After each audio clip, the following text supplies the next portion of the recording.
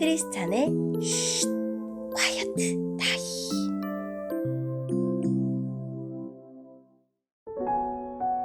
샬롬 크리스찬 성도님들 반갑습니다.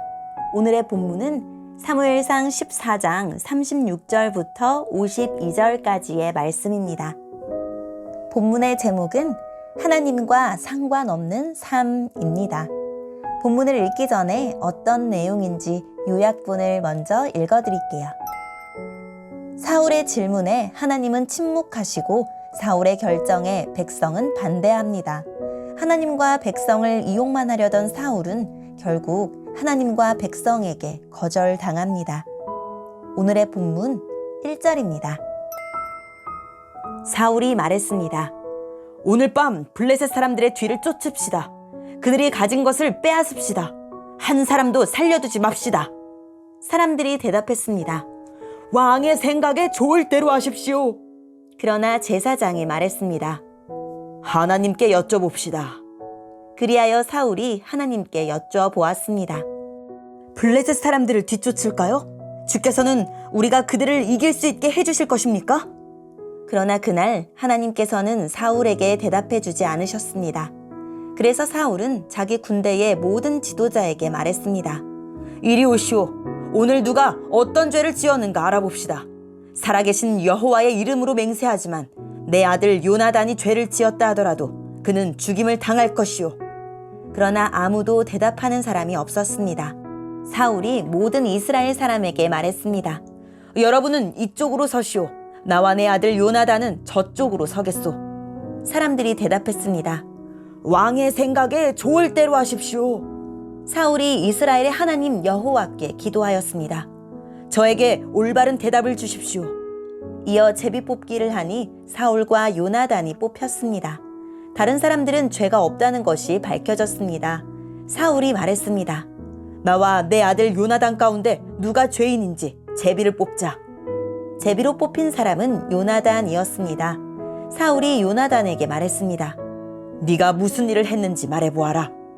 요나단이 사울에게 말했습니다. 저는 그저 나무 막대기로 꿀을 조금 찍어 먹었을 뿐입니다. 그런 일로 제가 지금 죽어야 합니까?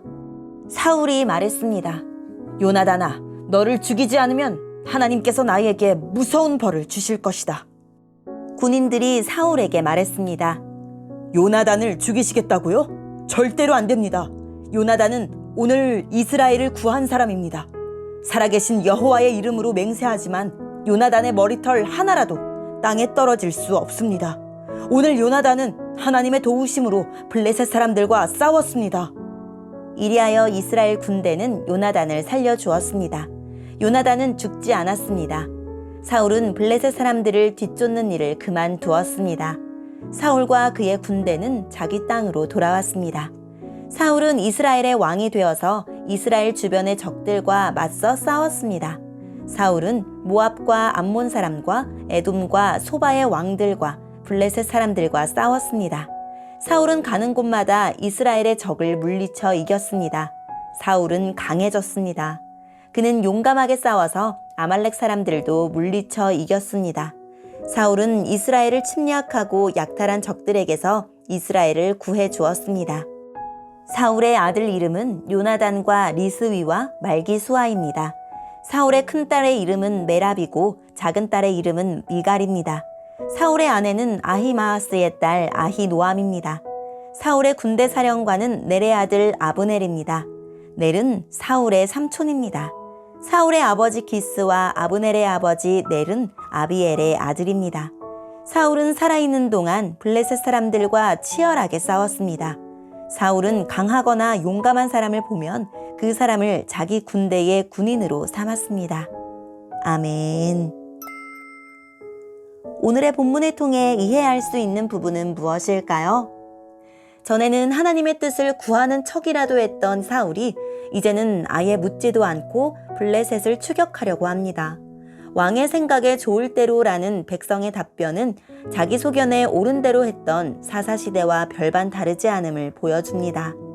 사울은 아히야의 제안대로 뒤늦게 하나님의 뜻을 구하지만 하나님은 아무 응답을 하지 않으십니다. 이 난처한 상황을 모면하기 위해 사울은 죄인을 찾기 시작해 결국 자기 아들 요나단을 죄인으로 몰아세웁니다. 자신의 잘못된 맹세로 백성을 괴롭게 한 사울은 또다시 경솔한 맹세를 하지만 이번에는 백성이 거부합니다. 사울은 강한 군사력을 바탕으로 이스라엘 주변 이민족과 싸워 이깁니다. 이스라엘 백성이 사무엘에게 요구했던 이상적인 왕의 모습입니다. 세상의 관점에서 보면 사울은 전보다 앞서가는 역사를 이루지만 안타깝게도 하나님에게 인정받지 못합니다. 사울은 힘과 숫자에만 의존하다가 곧 자신을 대신하여 이스라엘을 이끌 강한 왕을 만납니다. 오늘의 본문을 통해 알 수 있는 우리 하나님은 어떤 분일까요? 하나님과 상관없이 살면서 필요할 때만 하나님을 이용하려는 사람에게 상관하지 않으십니다. 사울은 하나님께 묻지 않았고 하나님의 명령에 순종하지 않았으며 하나님 백성의 안위보다 자기 공을 세우는 것을 더 중요하게 여겼습니다. 그러면서도 제사장의 제한 때문에 정치적인 필요가 생기자 마지못해 하나님께 물었습니다.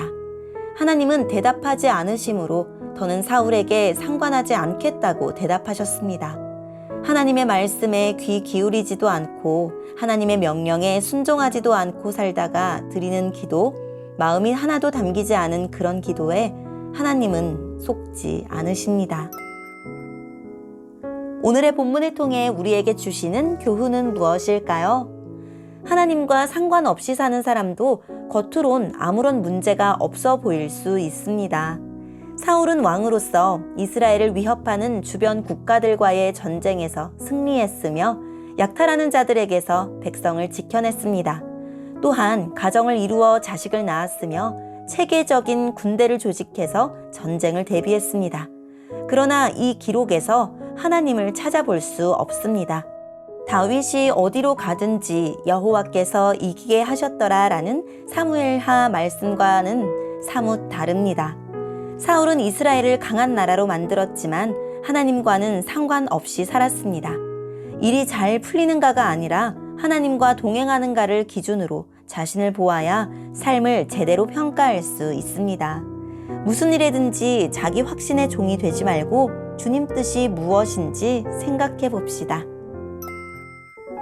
오늘의 말씀을 통해 각자에게 주시는 성령 하나님의 음성에 귀를 기울이며 살아계신 하나님, 제가 껍데기 신앙에서 벗어나 온 존재와 모든 삶으로 하나님을 경외하게 해주세요 라고 기도하고 오늘도 말씀을 붙잡고 승리하는 하루를 살아냅시다.